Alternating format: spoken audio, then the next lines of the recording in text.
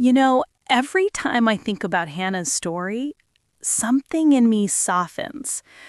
That moment in Scripture when she pours out her soul before God, it reminds me of the kind of brokenness you don't announce to the world, but carry quietly, hoping someone will finally notice. I feel that deeply because sometimes the hardest part isn't the suffering itself, it's the misunderstanding. When people look at you and think they know your story, when they give you labels instead of compassion. But what moves me is this: God remembers the brokenhearted. He doesn't overlook the tears that never make a sound. Exactly. And what amazes me is how the change begins inside, long before anything shifts on the outside. I love that part you wrote, how prayer may not change the situation immediately, but it changes us immediately. Yes, it's like that moment right after you finish praying. You still see the same bills, the same reports, the same reality, but something in your spirit is lighter. Hope sneaks back in, and suddenly you start believing again, almost without trying. That's faith, not the loud, dramatic kind, but the quiet conviction that God has heard you. Mark 11:24 becomes real.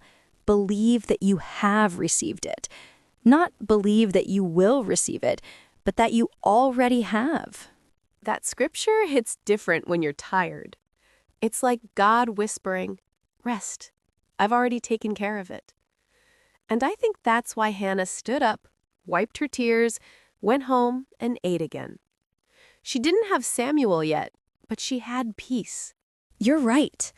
She left the presence of God differently than she entered. And I think many of us need that reminder. Sometimes the breakthrough begins with a new posture before the suddenly moment ever shows up. I love that, because the world teaches us to wait for evidence, but God teaches us to respond to his promise. Exactly.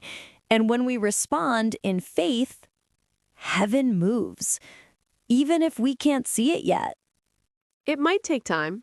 It might feel slow, but that inner shift, that moment when despair melts into expectation, that's when victory begins. If today's conversation encouraged you, I invite you to read more in Chapter 5 of Brokenness to Victory.